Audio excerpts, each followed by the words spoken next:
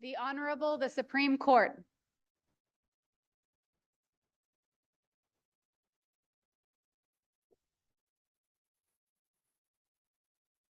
Morning, folks. Please be seated. And when you're ready, call the case. Good morning, Your Honors. The matter before the court this morning is the case entitled In Re Holland Cannabis LLC, case number 25 AP 054. Representing the appellant, Holland Cannabis LLC, is Attorney Stuart Revo. Representing the appellee, the Cannabis Control Board, is Attorney Allison Powers. Okay, thank you. Counsel, come on up to the podium if you would, please. And before you start, please, for the record, introduce yourself and identify your client. I'm Stuart Revo, admitted in Vermont and New York. I live in Manchester, and I'm here representing Holland Cannabis LLC, which is the appellant in this case. Thank you. Thank you. Please go ahead. I would like to begin by reading some of the prejudicial remarks which the chairman in this case made prior to any Are those remarks in the record? It is in the record. The chairman's procedural order states expressly that both my initial response and my supplemental response, you won't find these remarks in any of the board's filings. Right, so they're in the record because you included them in a pleading. And the chairman specifically said they are in the record in his order, procedural order, which he issued about 36 hours before the hearing. And do you have the citation to the record of that procedural order? I could find it pretty easily, I think. Good, because I'd like it, if you can find it. Okay. Or you can subsequently send it to the court. Okay. Okay, thank you. So these are the remarks themselves. It seems like this specific cultivator hasn't learned his lesson. Second remark, the fact that they've been through this once before leaves very little room for any sort of leniency. Third one, so there's no excuse here. And then there was on the television 5 o'clock news, as reported by Burlington's Channel 3, Darren Perrin on WCAX. He was quoted as saying, and I quote, "According to officials, they are still spraying their plants." Well, this is Darren Perrin talking, Darren quoting someone quoting else. an official at the board. You don't know what official? Well, I'm assuming it was the chairman, but I did not subpoena anybody, so I can't prove that. So it's up to the court to decide whether these are in the record or not in the record and how much weight to give them. But on their face, they appear very prejudicial. Mr. Revo, what's the effect of the decision from the administrative judge who reviewed the record from the organization, from the agency, or Cannabis Control Board? Doesn't that take care of any problem regarding potential conflicts, potential improper wording? I'm sorry, Your Honor, I don't understand the question. Well, the question would be that, so you had a hearing in front of the Cannabis Control Board and you didn't prevail, correct? That's correct. And then you appealed that to an administrative judge who who reviewed the case to determine whether or not that decision was valid or not valid. And she affirmed the Cannabis Control Board. Wouldn't that be a method of saying that any possible issue involving Mr. Pepper's comments were considered by the administrative judge? Well, if in fact the proceedings were infected by bias, then I'm not sure that's a remedy. And there's a small but pretty consistent line of cases that says where due process rights are concerned, where someone may have been deprived of due process rights by an administrative board, that no matter how narrow the standard for review, that it's appropriate to have a de novo hearing. Now, the cases usually cite instances where statutes actually provide for that, but the logic is exactly the same.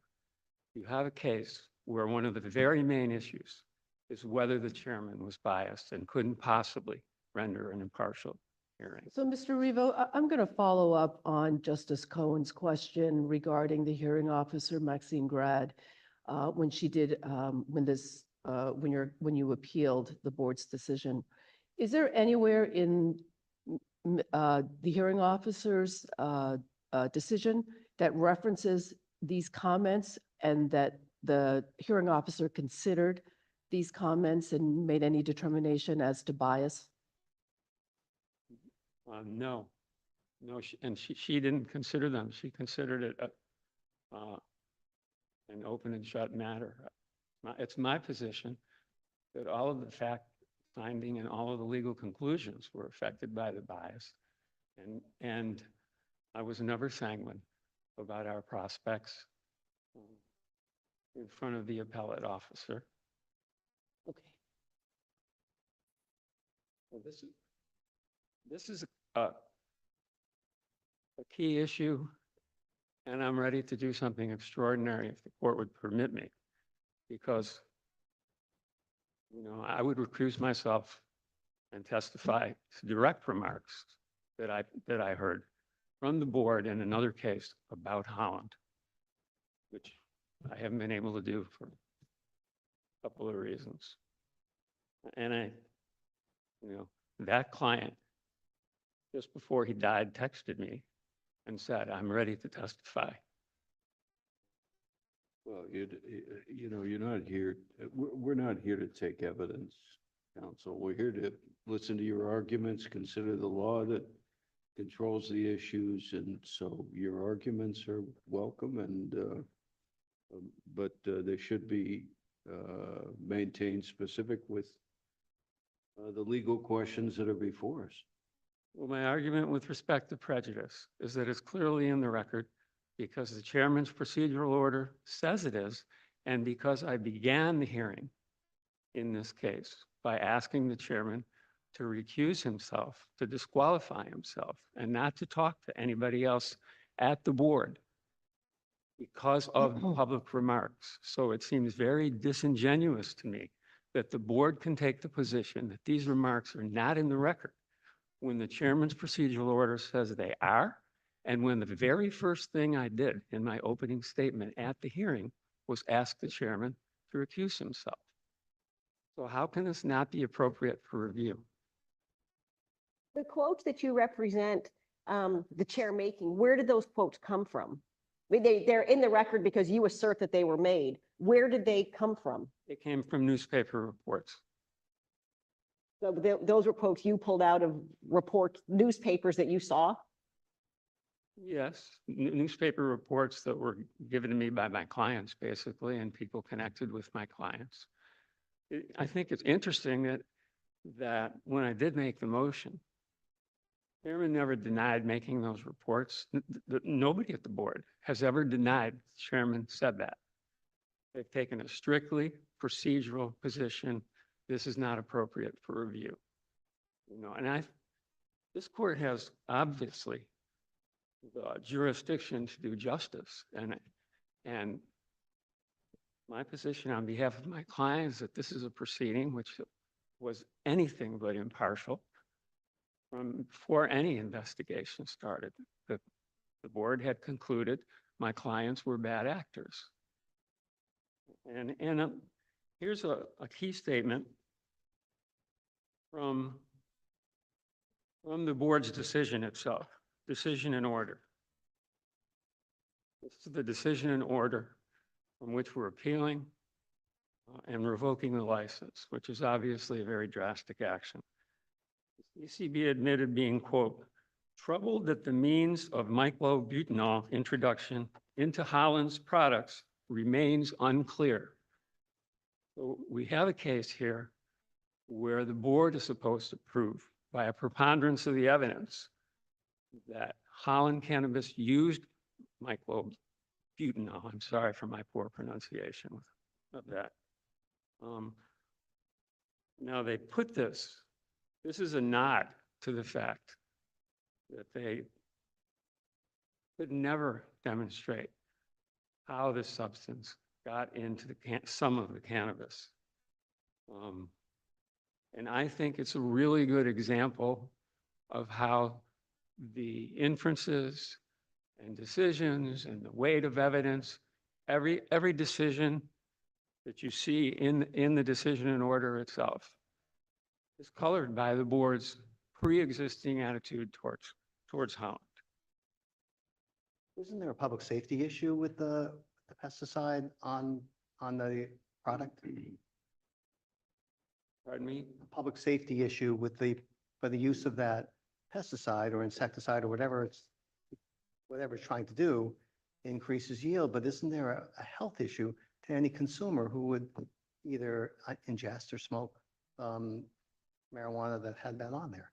The board has stipulated in this case that there were no complaints of any kind of medical illness or anything. And in its order, if you look at the statute, it requires a finding, that there's a potential danger. There's no research cited. There's no anything. And the quantities found in some of the samples are much lower than permitted in 4 or 5 other states, which the board ignored. In this state, it's not permitted.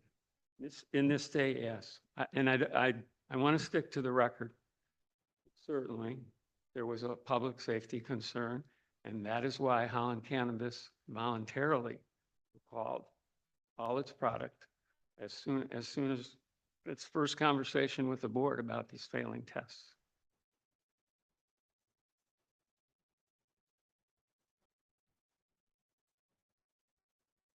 Yes, I mean, that's the heart of the case, is that the board says Holland Cannabis used myclobutanol, although they could never prove how, or when, or where, and essentially asked Holland Cannabis to prove that they didn't.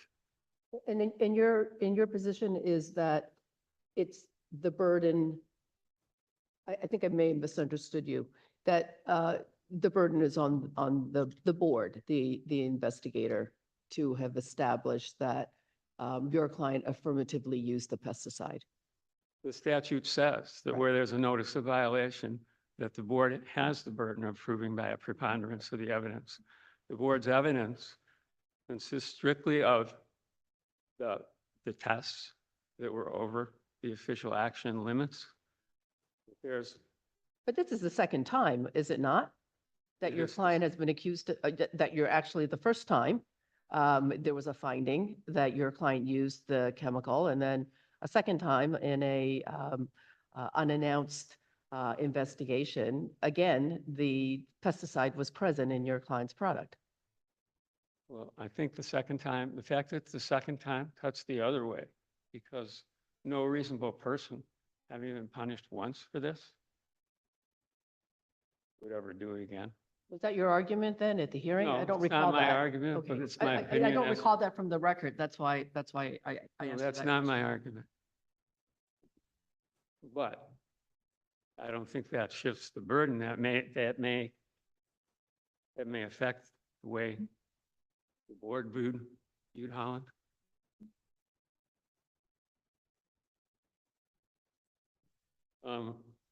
I'm going to move on from the prejudice because I've used a lot of time.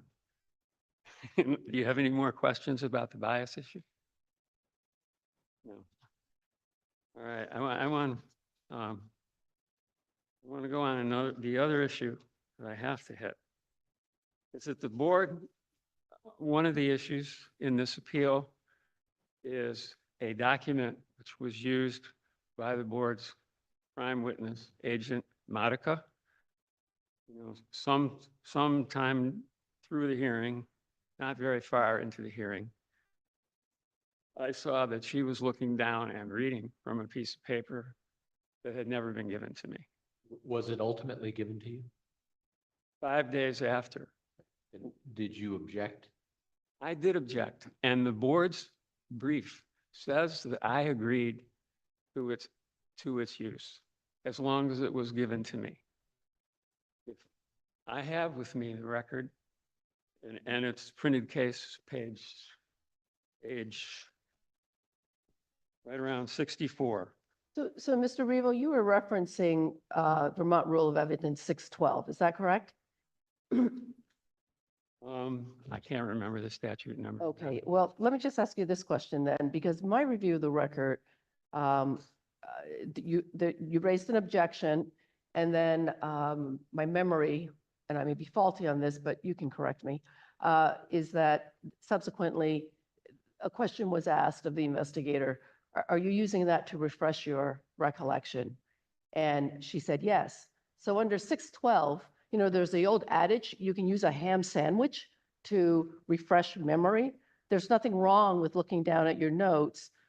My interpretation of 612 is that there's nothing wrong with a witness looking down at his or her notes and before or during questioning, if it's there with the witness, as long as the witness is not reading from it directly. So do you have a different interpretation of 612? It doesn't seem consistent with the language of the statute as I remember the statute. And where's the inconsistency that you're disagreeing with how I interpret 612?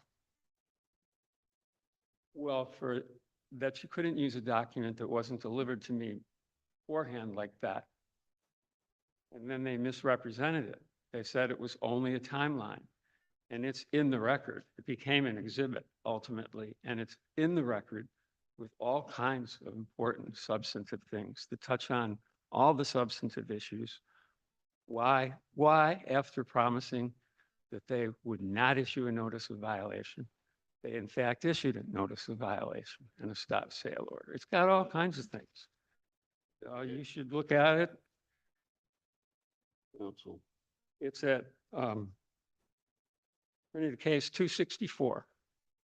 Thank you. Your time has expired. Thank you, Your Honor. Thank you. We'll hear from counsel for the appellee. Please come on up. And for the record, start by introducing yourself, identify your client, and then proceed. Higher than that. But you know how to use the button there. Thank you, Your Honor. Good morning.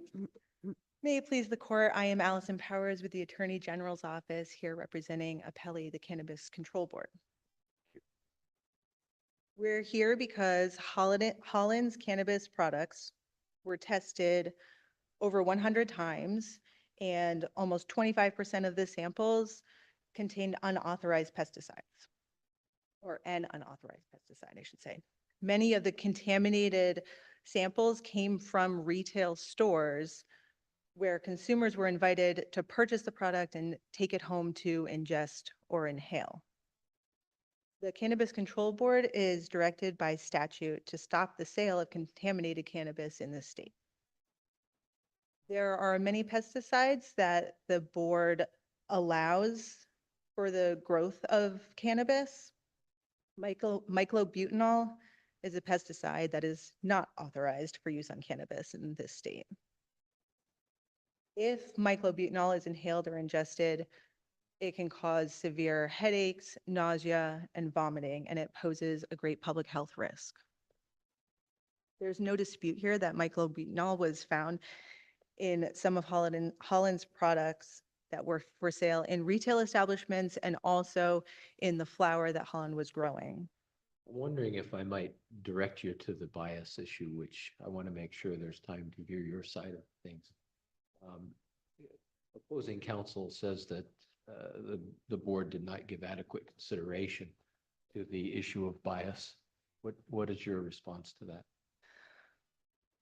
Well, as discussed earlier, the record below is actually not clear what the alleged statements were of the chair.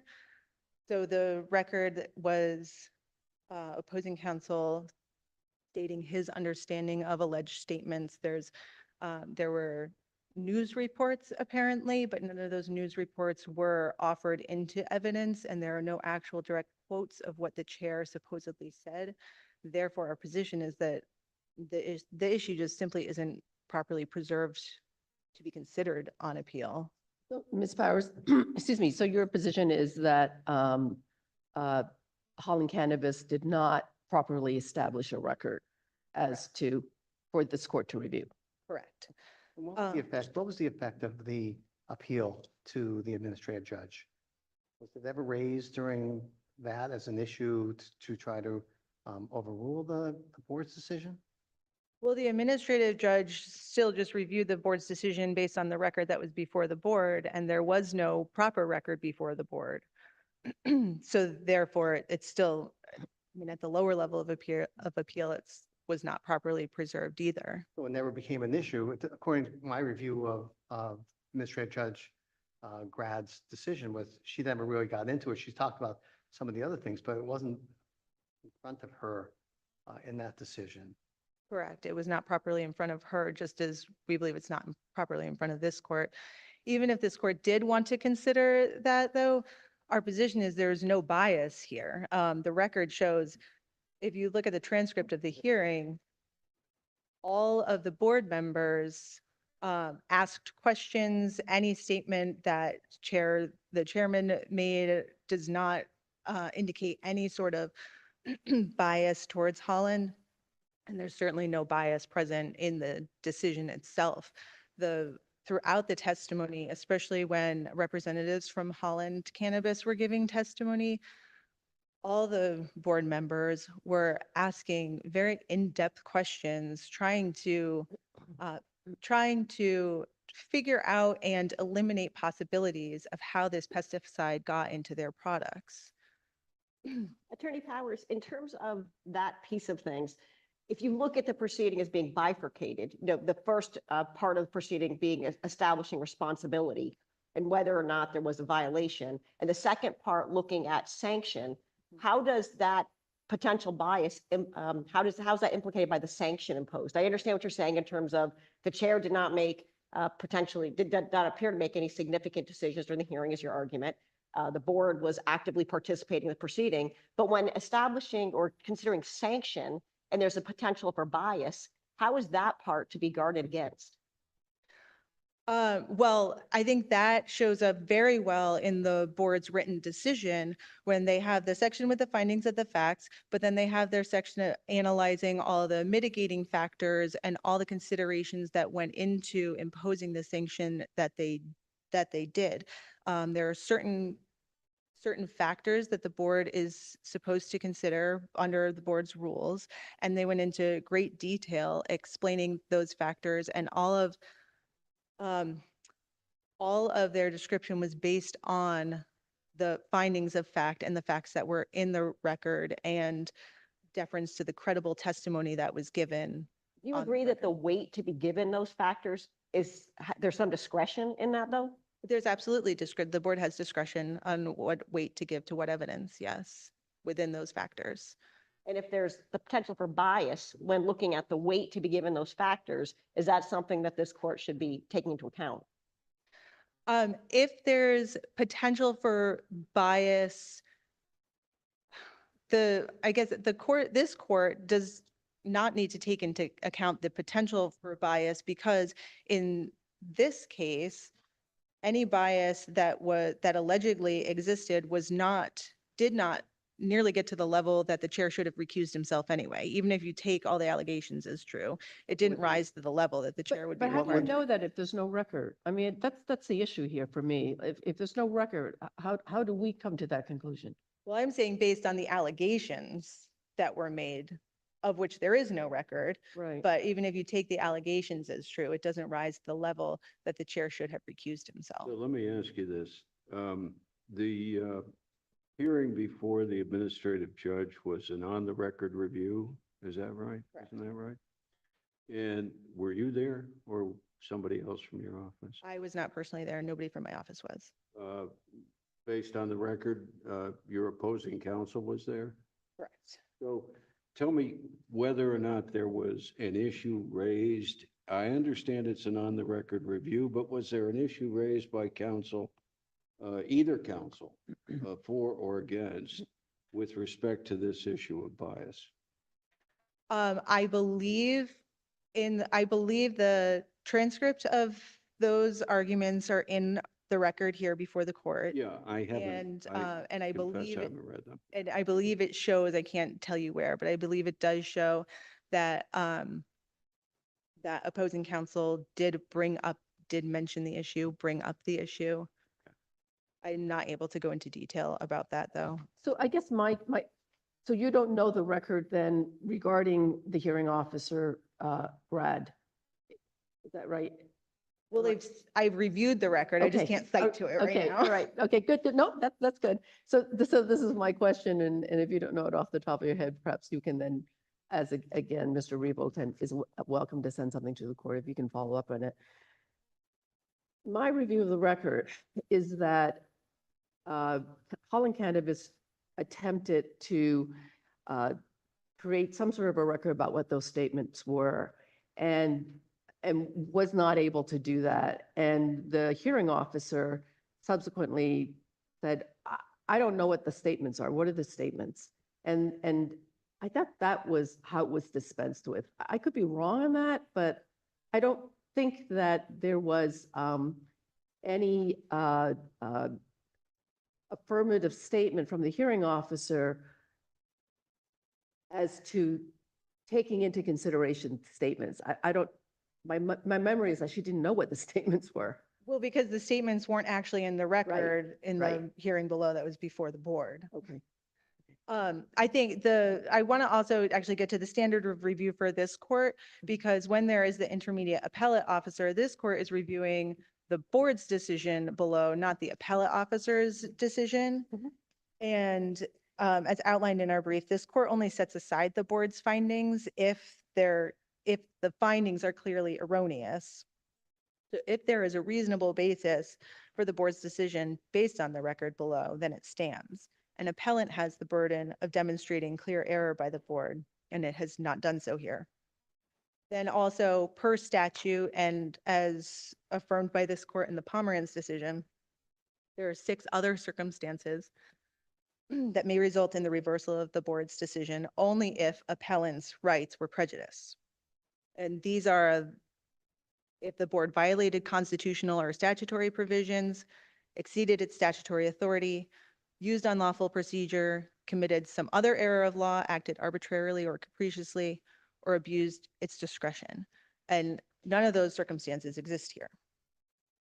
The evidence has shown that some of Holland's products contained unauthorized pesticides, and therefore the board found 2 violations. One, that Holland used the unauthorized pesticides, and 2, that Holland violated a corrective action plan that they were subject to because they used those unauthorized pesticides. The board's determination that Holland more likely than not used myclobutanol in its cultivation of cannabis was supported by credible testimony, mostly by Christine Monica, and talking about the pattern of detection and how it was inconsistent with any inadvertent exposure to the pesticide. And then Holland argued below the possibility of somebody trying to sabotage their product or contaminate it. And the board asked extensive questions below and ultimately found the theory implausible due to a number of factors, but mainly because the contamination was so prolific. Holland's use of the unauthorized pesticides violated its 2023 corrective action plan. The purpose of that corrective action plan was to remedy Holland's past use of the myclobutanol and ensure that appellant ceased using unauthorized pesticides in its cannabis operations. The board then followed its lawful procedure and acted within its statutory authority when it issued the notice of violation with immediate effect. As more samples were testing positive over time, it posed a greater risk to the public health. And so the board needed to just take all of the product off the market and issued a stop sale on all the product. Has that been done to any other producer in the state? I'm sorry, can you Has repeat that been that? done to, had any other producer had the same side of type of punishment The same type of punishment of of a, having taken off the market? I don't know. I can't speak to that. I don't believe at the time that it happened here, I do not believe so. Are you suggesting, oh, go ahead. No, go on. Are you suggesting that the authority of the board to do that was because they are given the opportunity to stop sales in a block? Well, yes, the board's given authority. It comes from two places. First, they can issue a notice of violation that, in this case, it's the notice of violation with an immediate effect. It causes the stop sale immediately before the grower has the opportunity for due process. And in this case, they issued the stop sale in a block on all the product because, mainly because as more products were testing positive, it became apparent that it wasn't just one plant or one even batch of plants that had been contaminated with the unauthorized pesticide. There were plants that were tested before they left Holland's facility and went to the retailers. All plants are tested for pesticides and pathogens. And all of their plants had received proper certification to go out to consumers. It was when the products were tested in the retail stores that they noticed a positive test for unauthorized pesticides. And they traced it back to many different batches of cannabis that was grown by Holland. So it wasn't just tracing it back to one batch of cannabis that could be, you can track down all the product from that one batch and just take those off the shelves. It was many different batches, and it was batches that had tested clean before they went off to the retail stores.